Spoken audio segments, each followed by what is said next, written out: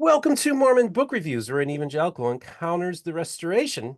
This is your host, Stephen Peinecker, and I want to let everybody know that originally my co-hostess, Rebecca Biblioteca, was supposed to join us this morning, and unfortunately, she's got a bit of a touch of something, and she's not feeling well. And I'll tell you, for Rebecca not to do this, she has to be really sick because. So I just want to tell everybody, keep Rebecca in your thoughts and prayers. She's a bit under the weather, and she's been super, super busy, folks, as you all know. And she has a job that's very busy this time of year as well. So I know she's going through a lot. So Rebecca, you need a day of rest at least, okay? So get some rest. Uh, take your vitamin C and your zinc, have some chicken noodle soup, and all will be well. Okay, so Rebecca, get well soon. We love you and appreciate you. Of course, last time you got the opportunity to meet Rebecca.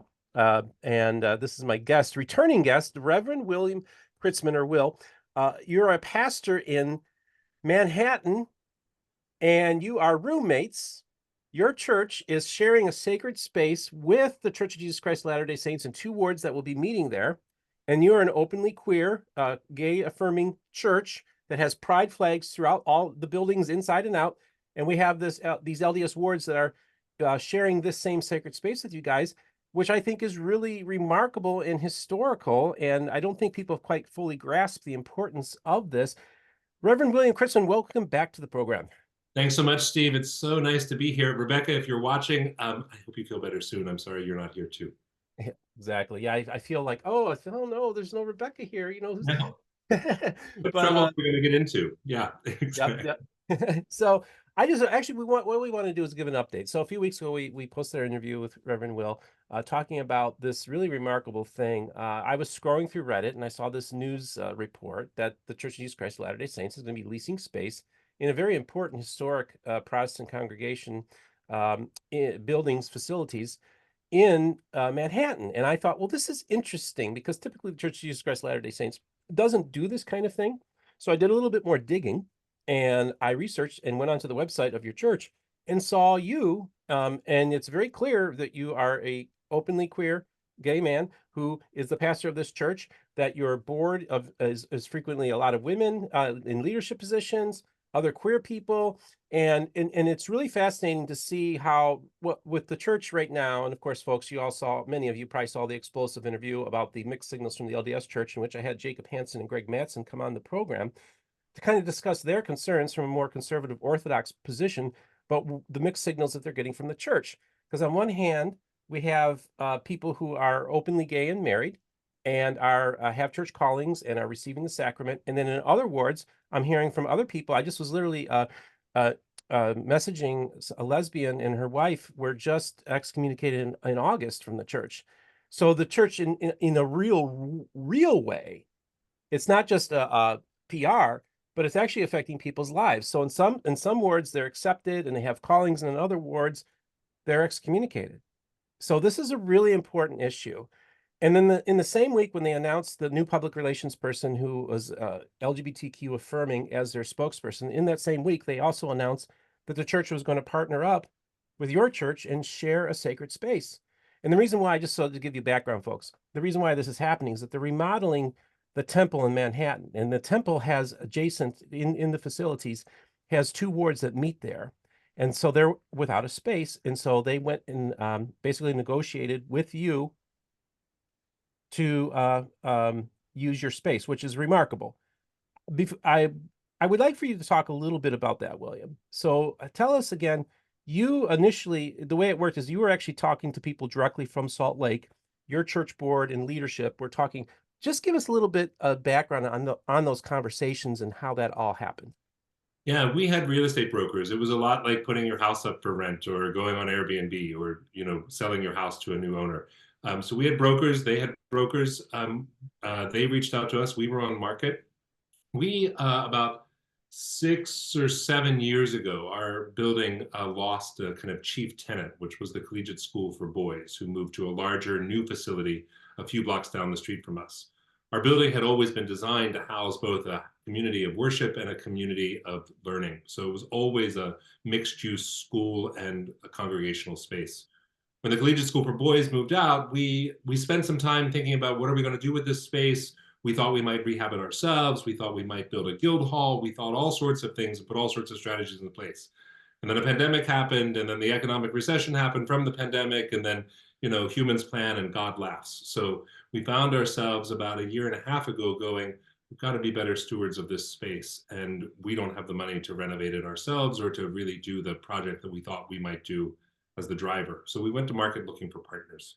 And we went to market looking for mission aligned, other faith-based or social service organizations that could use our space for the good of the neighborhood, city, and world that could join with us.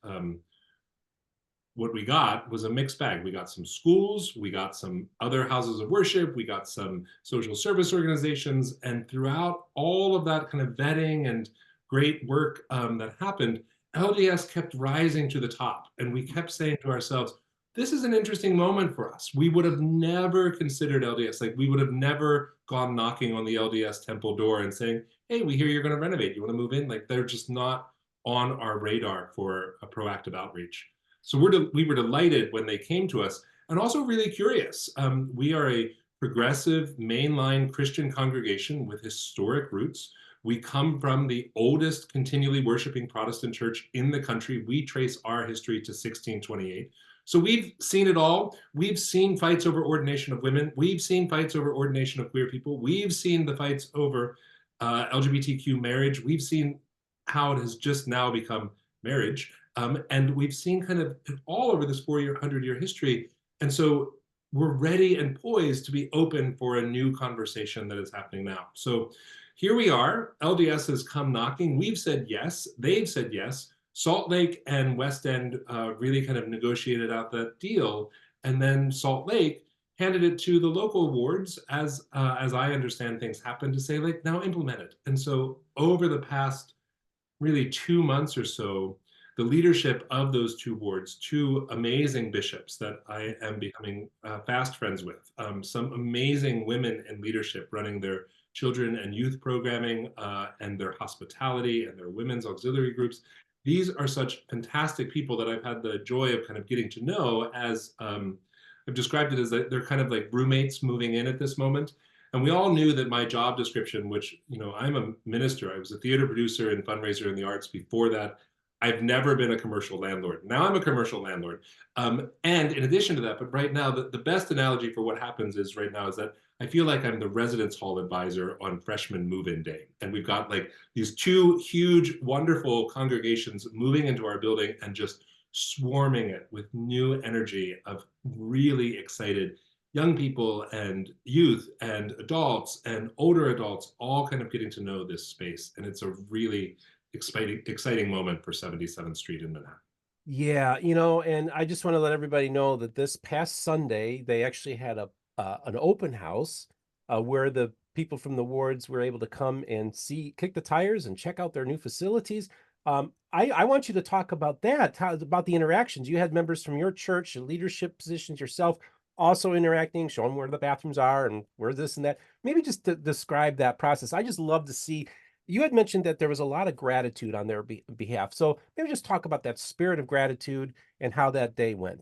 Yeah. Just like if you were moving into a new home yourself, you'd want to go to a couple open houses, you'd want to see it. You'd probably take your partner along, you might take your parents along, like any number of people that want to help you get excited about your new place. So the two bishops of the two wards said, let's host an open house. The president of the Manhattan congregations was there as well. Some representation from Salt Lake City were with us. And we opened wide the doors of the sanctuary. We had doors to the school building, what we call the school building, which will be dedicated LDS space for teaching and learning and youth development 7 days a week, as well as some other spaces in the building that will be shared. All these doors flung wide open. And from 3 to 5 o'clock, we'd put out some food. They brought some food. We had this wonderful, like good church fellowship buffet tables of lots of chocolate and sweets and some cheese and lemonade and everything else that goes along with it. And between 200 and 300 people walked through our doors during those 2 hours. And so many young people exploring. Like, I was in a meeting with the denomination that I'm a part of. I was hosting a United Church of Christ meeting below the sanctuary in 2 of our classrooms during this time. And our meeting was punctuated by sounds of running footsteps, of little children's running footsteps, running around the sanctuary and learning how that could be a home for them. And for me, as a pastor who has a massive 45,000 square foot campus, nothing is more exciting than the sounds of children's footballs, learning that this is a safe space for them to learn and grow, to receive the love of God, to know that they are created in the image of God, exactly as they are, just as they are. My dog is going to get involved in this Well, conversation in good. just a We're moment. pet friendly here. Good. Toby's very camera friendly. So here we are. It was such a joyful day, and on our side, we had gotten our church leadership board is called a consistory in our language, and that's a 10-member board of elders and deacons. And those individuals came out and were there as hosts. They were sign keepers. They were bathrooms were that way, sanctuary this way.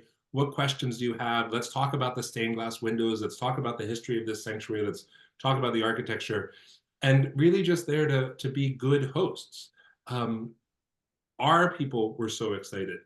My experience from the LDS side, the people that came through, I was walking through a little bit after the meeting, talking with my staff, talking with my elders and deacons, and there was such an expression of gratitude, of excitement. We're so glad to be here. We're so grateful that you're opening your space to us.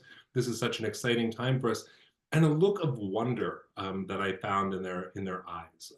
As a pastor, wonder and awe are senses of the human experience that I look for in people. See, like, where do we really mean about this? And I have found, both from this open house and in weekly meetings with LDS lay, volunteer, and leadership, just this sense of can-do positivity and creativity that makes me feel so good about this relationship. My staff is learning this language with us. My leaders are learning this language with us. And together, I think we're really getting our arms around how this historic building can be a place of new faith with old traditions coming alive in new ways for a new generation. And these kids, I mean, I can't talk about it enough, but the children and the young people that are running through our building that get to see another place, that know that this is a home for them, and this isn't their forever home, that they get to go back to their temple at some point. Like, there's such a moment, a liminal space, that this is a neither here nor there for everybody. So what I know as a change management person and as a person who leads organizations through these kind of pivotal moments in their history is that the best way to enact any sort of expansion or creativity is to say, this is just for a time. We're just going to try it out. It may work, it may not work, but we're going to go home. But for right now, we're going to live over here, and we're going to do whatever we're doing over here. And it's a really exciting moment for our congregation, and I hope for the LDS wards as well. You know, I just think, and then just really the symbolism of you being an openly gay man, a queer person of faith, okay. Mm-hmm. And we know that in the LDS world, this is a very tumultuous time in which it seems like the church is trying to find its footing when it comes to this issue. It's remarkable to imagine the symbolism of you, not only you, of who you are, but also what the buildings represent, and the fact that these buildings are draped in pride flags and our affirmation. It's a safe space for LGBTQ people. And you had even mentioned that, you know, you guys went through a vetting process. That you weren't just going to let anybody come in, that you wanted to make sure that this would be a safe space for your people as well, for your congregation. And it's really interesting that of all the organizations that you would feel comfortable with, it's interesting that it would land on the Church of Jesus Christ of Latter-day Saints, because of course it's not like this is settled in their world. It's kind of tumultuous at this time. And I think in one sense, you're just trying to add something different to the conversation, showing like, hey, this is what a church looks like, that in the sense that is affirming of gay people and accepting of them, and is a safe space for those types of people. Let's just talk about the symbolism, how important that is for you. You know, we often say in church world, in denominational world, in interfaith work, that interfaith work is so much easier than interdenominational work within the mainline Christian movement. That we as progressive Christians are so much better at working with our Jewish friends, our Islamic and Muslim friends, or an LDS or a Buddhist or a something that is sort of wholly other than us. We're good with that because we could say like, oh, that's not like us at all. You have an entirely different set of scriptures. You might have some shared history with us. We might share some books in common, and there might be other books that are simply yours and that are simply ours. So we can hold that in tension and with a sense of holy envy and holy awe and holy wonder. Within mainline Christian denominations, we fight like total sisters and brothers. Like we're right in it with like, no, you got that wrong. That's not how scripture means. That's not what this Leviticus chapter means. That's not what Paul means. And who the hell cares about Paul anyway? Like we can say all these things within the kind of mainline Christian house. So we had some other mainline Christian churches coming to us, or Christian schools as well, that were more on the fundamentalist side than where we are, that are specifically not women affirming, that are specifically not LGBT affirming, and that are holding those as tent posts that they're not going to let go of. Those are tenets of their faith. To those organizations, we said, no, that's not going to work. We're not going to have you coming into our house and making any sort of space where our people don't feel safe. LDS wasn't that to us. It was always something different. It was always something that was, huh, we don't know a lot about the Church of Jesus Christ of Latter-day Saints. Like mainline Christians, we just don't talk about it as much as we as perhaps we should. They're right down the street from us. We don't know this. Our people have been stopping by the temple, looking in, talking to their security guard. Like there's a great deal of sense of curiosity and wonder that we are experiencing at this moment simply by being invited in. And so that sort of, I call it a ministry of presence. The simple act of showing up and just being yourself and standing there and talking to other people, not proselytizing, not trying to convert, not trying to convince, not trying to do anything other than get to know this human being that is standing, right in front of your face. And so for us, gay pride flags on the sanctuary, a big welcoming sign out front on the gate, all those things are there. A church that has me walking through the halls. I'm a genderful individual. Like you meet me on the street, I am not a straight guy. I don't look like a straight guy. I don't act like a straight guy. I don't speak like a straight guy. There's no signal that's going to tell you that this is a heteronormative straight white guy that's going to be playing along with the old rule book. Most days I have a great manicure, my clothing expression, my earrings, like all of it says like, here's something else. And I do that specifically because it's who I am and it's who God created me to be. And it's always been who I am, and coming out is a continual act of process and a continual act of discovery with God. And because in our vulnerability of being our true selves, we invite other people to the true selves that is very vulnerable for them. And so for us, opening our doors and welcoming people and maybe just being another example perhaps of how faith and sexuality and gender and God's diversity can all live in unity, in harmony with each other, rather than in discord with each other. That this isn't about having to choose your faith or yourself. This isn't about having to choose a way of discipleship, a way of following Jesus, a way of living into God's call that disavows who God created you to be.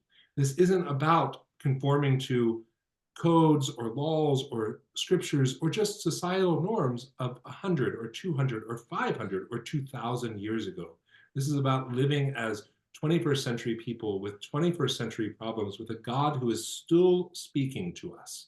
And this, I think, is one of the undercurrents. And we haven't gotten to say this explicitly yet. Like, again, like right now, it's all about a ministry of presence and showing up and getting to know each other. But I have a sense that I'm a United Church of Christ minister. So I come from this denomination that has historic roots. It's the Church of the Pilgrims and the Mayflower and the Congregationalists and the Massachusetts Bay Colony. It's also the newest denomination. It wasn't formed until 1956 when 4 historic streams came together. The UCC has a way of living in history and future, in a way of covenant and autonomy, of ways of living in the tension that are really important. And one of our core beliefs is that God is still speaking, that throughout time, God has sent prophets, men, women, people of all genders, races, sexualities, of all faiths, to speak to God's people and to bring the sheep closer to the fold. We believe that God is still doing that. We may not call people prophets in our modern vernacular. We probably call them artists, most likely. We call them poets or composers or playwrights. We call them visual artists. We call them the people who create something out of nothing that imagines the universe as God might imagine, which is to say, bigger than what we imagine. that sense that God is still speaking and still sending prophets, I have a hunch is very present in the LDS world as well. That this very kind of modern religion, a religion that comes about in the Age of Enlightenment, that comes about and grows throughout the 20th century, is about God sending prophets still to find the sheep and to bring them together. And so we might have different understandings of who those prophets are, or of what they're doing, or of where they went, or of how they worked. But there is a sense in both of these faiths that God is still acting, and therefore our job is to keep responding. And that's the call to discipleship that is deep in both of our traditions. Interesting. Yeah. So you find some resonance there. It's interesting to have a historic Protestant congregations that would have interacted with the beginnings of Mormonism. I tell people, I say, I'm an evangelical. So just to differentiate a little bit, you're mainline Protestant. Evangelicals come out of the mainline denominations. We tend to be more conservative, more literal, fundamentalist. I'm certainly not, I wouldn't describe myself necessarily as that, but I'm culturally an evangelical, and do feel like that I'm very connected. I'll always be an evangelical no matter what, right? Because that's the world I was born and raised in. But I also feel like I've kind of opened things up, being an atheist for 12 years, deconstructing my faith, going through all that. I come through it with a different lens. I'm looking through it through a different lens. But I think it's really important to understand that, I tell people that part of Mormonism was kind of birthed at a particular time, and that was when young Joseph Smith and his family had to deal with the death of his older brother Alvin. And the Presbyterian minister went to them and said, Alvin is burning in hell because he did not receive a Presbyterian baptism. And that, in one sense, was, I think, one of the impetuses for the restoration was also Joseph Smith trying to find a way to get Alvin into heaven, which in one sense he ultimately does. Whether you want to say metaphorically or literally, that he does. And that was actually one of the main things. So maybe just talk about how religion can be a good, beautiful thing, but also can be a very hurtful thing too. Yeah, this is something we wrestle with all the time. Religion is oh gosh.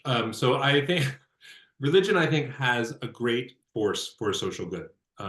I think in many ways we've lost track of that. Historically, religion has been a social safety net. It's been a force for hospitals. It's been a force for educating. It's been a force for feeding people, for lifting people out of poverty.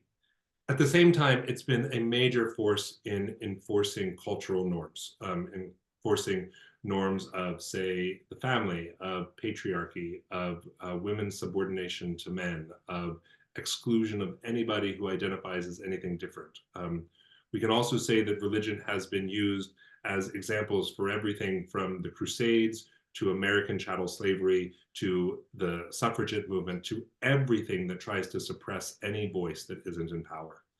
So religion can be very, very dangerous. And I am always very clear to differentiate religion from faith. That faith is something that, for me, is a direct relationship between the person and God. That this is very much the core of the Protestant Reformation. That from 1517 onward, Martin Luther, John Calvin, Zwingli, Knox, like all the great reformers of 500 years ago. And I'll also be really clear that I believe we are in our next Reformation right now, that we are in a moment where the church is losing an identity in order to gain a new identity. I live as a Triduum person. I live in these days between Good Friday and Easter of what is it that is dying in order for what is necessary to be reborn. Resurrection is the power of our faith, I think. I see this a lot in the LDS tradition as well. A lot of this like wrestling with how to make sense of the world around us. One of my theology professors in seminary always said that theology is faith-seeking understanding, that this is a way that theology uses the power of the human mind and reason and science and logic in order to find understanding using faith. So faith-seeking understanding. So those 12 years that you spent outside of the church wrestling with your faith, Steve, the 40 days that Jesus spends in the wilderness wrestling with his faith. Scripture tells us it's Satan or the devil is our understanding, but it's Jesus wrestling with his faith and what does he believe and who is he? And he comes out of that desert experience, that wilderness experience, with a profound understanding of who his ministry is for and who he is as a God-created individual. We all have these dark nights of the soul. We all have these wrestling moments. And for us all right now as the mainline church to be wrestling with, what are we going to carry forward? How can we be a force of good in the world with this history of, but we've caused a great deal of harm. And perhaps we need to start by owning some of that with prayers of confession, with some reparations, with thoughts about how we might bring more people in. We continue to let the voices in leadership tell us that rather than the voices in leadership listening to the voices on the margin. And if you read the Gospels, you see that Jesus again and again goes to the people on the sidelines of the story and gets down on his knees in the mud, washing their feet, letting them touch the hem of his garments, touching them, walking into rooms of death and making people alive. Again and again, Jesus goes to where the people are and says, tell me your story. Sit here by this well that is yours and give me a drink of living water. And that's what we try to model. And it's also what we try to learn. And so for LDS coming in at this moment with us, I love this idea of let's use our faith to make sense of our deepest hurts. Your oldest brother died. Your minister tells you he's in hell. Like, I'm sorry. Like, that is not God. That's not God in human form. That's not God in the mix. Anytime a minister tells you that you are suffering and it is your fault, like, again, look for God. I said this in our last time. Like, Mr. Rogers got it right. A great Presbyterian minister, by the way. So all like that Presbyterian minister back then with Joseph Smith is different than Presbyterian ministers now. Fred Rogers said, look for the helpers. That's his advice to young people. And I still say that today. Look for the helpers that point the way to the heavens. They come in all shapes and sizes, and not just by those of us who sometimes wear a white collar around our necks. I have to say, William, recently I was attacked by a pretty prominent Presbyterian minister in Utah of the more fundamentalist wing of Presbyterianism. And I thought to myself, this was the Smiths family. This is what they went through. That's very same spirit that pastor had in the 1800s, this pastor had in the 21st century, who has spent the plus 20 plus years in Utah trying to save Mormons. And it's just such a sad, I don't know, I just feel bad for him. Like, he reminds me of the old school Christian Reform ministers that I grew up around as a kid. And it's almost like he doesn't even have any of the tools to negotiate and live in the 21st century. He's using old school arguments. He's using 19th century thinking, and he's unable to even grapple with the 21st century because he's still stuck in the past. And I feel bad for the guy, to be honest with you. And so I pray for him, because I says that spirit of attack on me was like, okay, all right, I get it. Okay, Joseph Smith, I know how you feel. I get it. Yeah. And I feel like that spirit, that's why, as an evangelical, I do get attacked, even for having this conversation with you. Most evangelicals would say, you need to tell this guy either turn or burn, buddy. You're going, repent, da, da, da. And they go through give all the clobber verses, right? Which Jesus never said, by the way, used. Never said. And so that's the world that I'm in. It's very tumultuous in the evangelical world. I find it fascinating that you encountered some of these groups and decided they were not a safe space for your people, but you felt that there was something different about the Church of Jesus Christ of Latter-day Saints that was different, that you saw the potentiality of change. Maybe it's because they are a Church of the Restoration, that you can see as almost like in a prophetic sense, the direction that the LDS Church is going. Right. And again, like, I am not the student of the Latter-day Saints that you are, Steve. So you know much more of this than I do. And I love learning from you and with you whenever I come on. So thank you for that.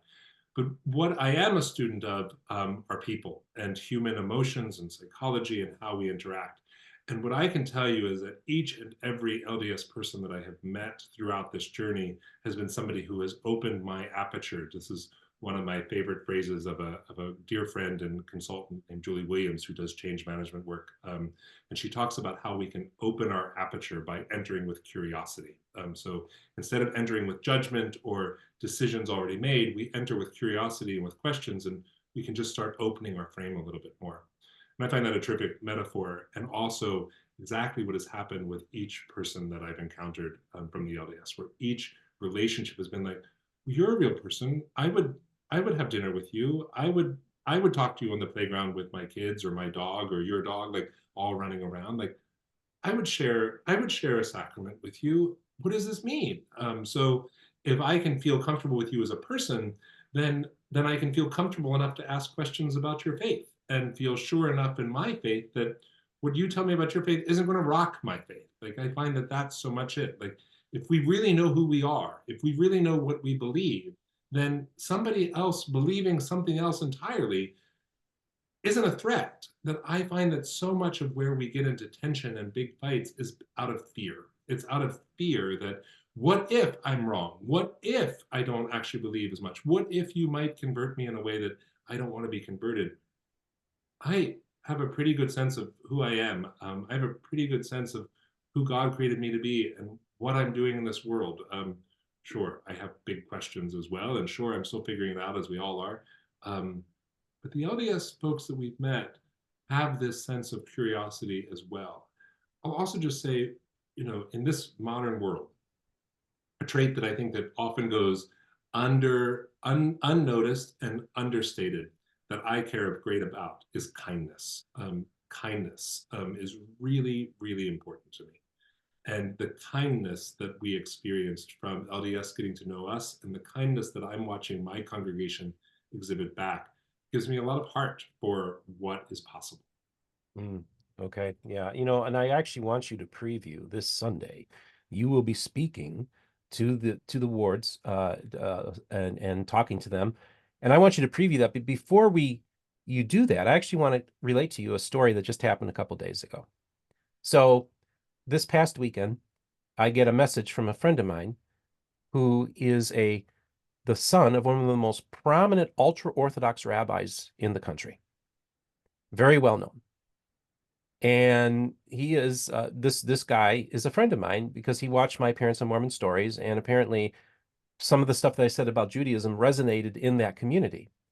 And so he reached out to me, and he's been on my show and stuff, and he's an interesting guy.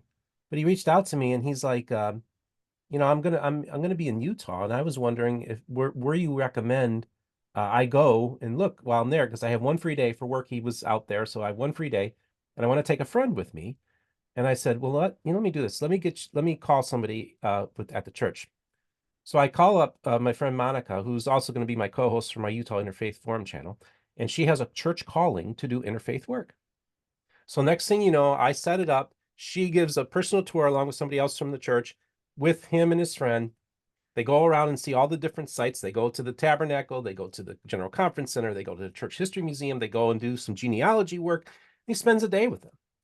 And I told him, I said, he asked me a lot of questions going into it. And I said, listen, the Mormons, the people, are some of the nicest people in the world. I said, so don't worry, you won't offend them. Just be nice and they'll be nice to you. And he messaged me, and his friend, who's like a semi-professional opera singer, was given the opportunity to actually sing where the Mormon Tabernacle Choir sings. And it was because at first he was reluctant to do it. And he's like, this is your chance. This is Radio City Music Hall of Utah. So he actually sent me a clip of his friend singing this 30-second. He's a Jew from a Jewish opera singer singing from a Jewish opera, a thing from that. And I thought that was so beautiful. And he said, it was wonderful, Steve. Thank you so much for putting this together. So I literally, just behind the scenes, this isn't anything that's going to make it on the show.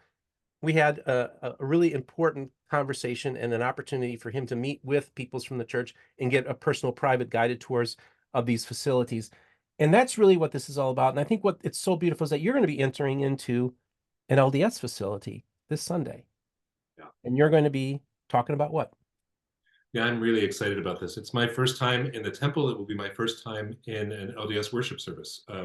And I sat with the bishop of the ward that I'm speaking at, and said, okay, give me the primer. Like, tell me LDS worship, start to finish, what's happening. So he walked me through the service. I was like, oh, this is so exciting. And just even the ordering of the service, I was like, oh, that's so interesting. We do it backwards. We do it backwards because of this reason. So we talked about that. We both had some moments of like, curious.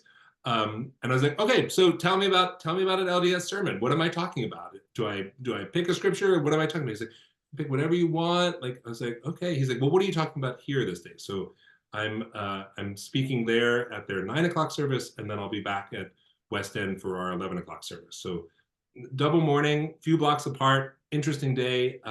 They're like, well, what are you be talking about here? I was like, well, for us, it's the first Sunday in Lent. Do you have Lent? And he's like, we kind of know what it is, but like it's not like we're not counting it down. I was like, Easter? He's like, yep, we got Easter. We're good with Easter. I was like, Ash Wednesday? He's like, nah, not us. I was like, okay, great. So we'll have had Ash Wednesday on Wednesday.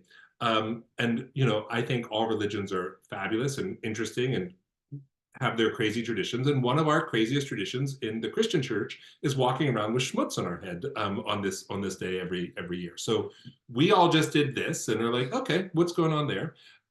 So I was like, so if I come and talk about a little bit of like what Lent means for us, and he's like, that's interesting. What does Lent mean for you? I was like, well, Lent's this time where we really stay pretty close to Jesus, stay close to the Jesus scriptures, stay close to the Gospels, and look for leadership models there, and talk and specifically about discipleship. So Lent is the great season of discipleship. It's one of the 2 seasons of penitence in the church calendar.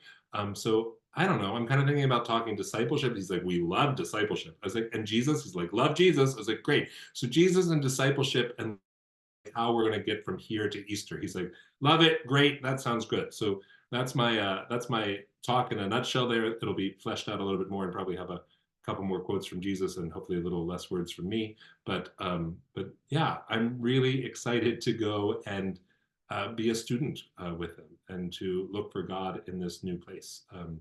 And then I know, because I know that some of them have already seen me. Like, some of them have already been to West End. Their musicians have been coming and scouting us out. We've been learning, like, they've been coming and learning our organ. They've been learning our piano. They've been learning with our music director about how our space works. So many LDS folks have already been through a worship service with us in our 11 o'clock mode, and haven't walked out midway through my sermon. So, I take that as a positive sign. That's a good thing.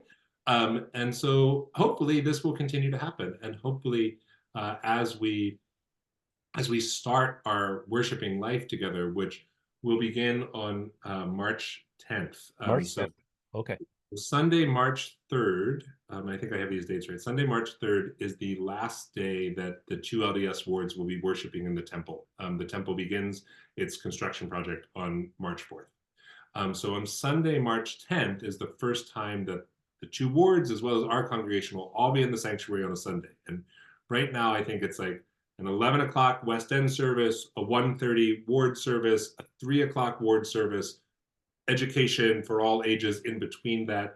We have, we're building a very complicated Google Calendar right now of programming blocks of where everybody's going to be in the building at what point, who's cleaning what bathrooms, who's in charge of the kitchen, where the brownies are coming from at any given point on a Sunday. Like, these are the questions of church. But that will be the real litmus test of how this is all going to kind of come together and work, because we're going to have congregations leaving and congregations coming in at the same time and meeting each other. And then we have an event in mid-April that is a Sunday afternoon service that is a historic event that we've hosted at West End from its inception, which is an annual crime victims vigil. It's something that we do in partnership with the district attorney of the state of New York, with New York elected officials, and it's something where we lift up and honor the experiences of victims of violent crimes, and it's a service of healing. And so we've had to say to LDS, like, hey, that's been on the calendar. It was on the calendar before you. We were in a glint in the eye. How are we going to do this on a Sunday? And I think LDS is going to join us for that service. Like, I think they're coming along, because it's an interfaith service for all people. It's really about New Yorkers and New York State folks. So we're learning kind of what it is that we can do together and how we can share the story of discipleship and Jesus, and also the real work of discipleship and serving God's people in the world.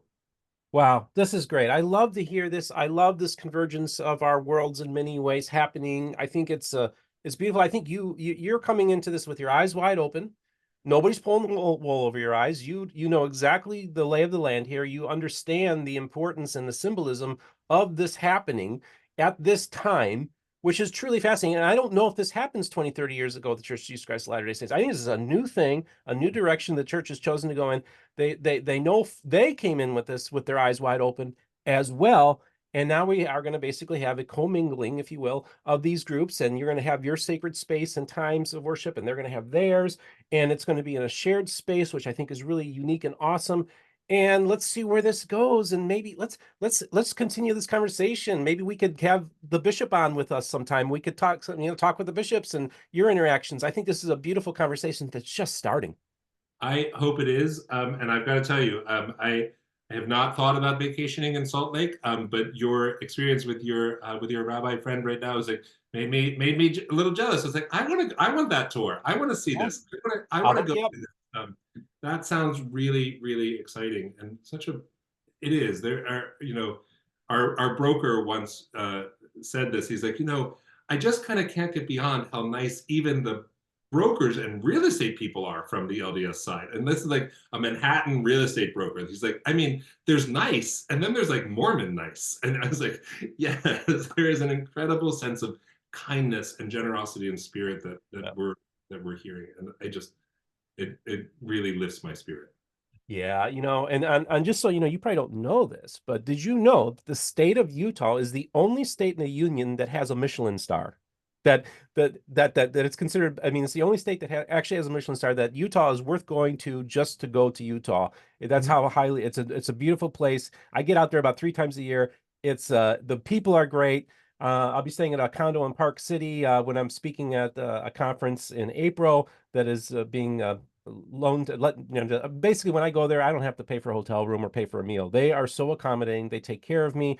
And it's not only just Latter-day Saints, but it's also ex-Mormons, it's atheists, it's all different types of people that take me in. It really is a wonderful community out there in Utah. So I highly recommend it. Well, one last thing, Pastor, is I have to say, your doggy, what's your doggy's name? This is Toby. This is Toby? Toby. Toby. Yeah. Toby. Toby, you're So such a good boy. Come here, Toby. come here. Let's bring him on the camera. Let's meet Toby. This is Toby's. This is Toby great. is a rescue from Puerto Rico. He comes to us from the Hurricane Maria fleet of pups that needed new homes, and he comes to us via Miami, Florida. So Puerto Rico to Miami to New York. This is Toby. Who's a good boy, Toby? Such a good boy. That's great. Well, thank you for sharing that story as well. A rescue from Hurricane Vic. Oh, wow. So, well, again, Will, I just want to thank you so much for coming on the program today. Any final words before we let you go? Steve, it's such a joy to talk with you and learn with you. Thank you so very much. I'm glad you're tracking this with me and being a pastor to the pastor during this process. So thanks All for right. that. Love you, brother. Okay, Love you. folks. Have a great day, everyone. So just a reminder, in the description, we'll have links for those of you who'd like to financially support the channel, including MormonBookReviews.com, which has our merch store. We really can't do it without you, for those of you who are financially supporting the channel. And if you're looking to just want to help somebody out, 5, 10, 15 bucks a month on Patreon is always going to be great and awesome. I really appreciate those who are. I want to do more stuff for my Patreons, by the way. I've kind of put that on the side just because I've been so slammed, but I want to do some exclusive stuff for the Patreons as well very soon. And remember, the most important thing is this, folks, is all the voices of the restoration will be heard here on Mormon Book Reviews.